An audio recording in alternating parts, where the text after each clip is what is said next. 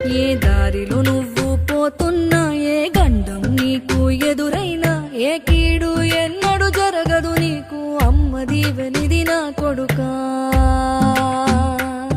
ఈ దిక్కులు నీతో కదిలేను, ఆ చుక్కలి దిష్టి తీసేను, ఏ గాలి ధూళి సోకదు నిన్ను, అమ్మ దీవెనిది నా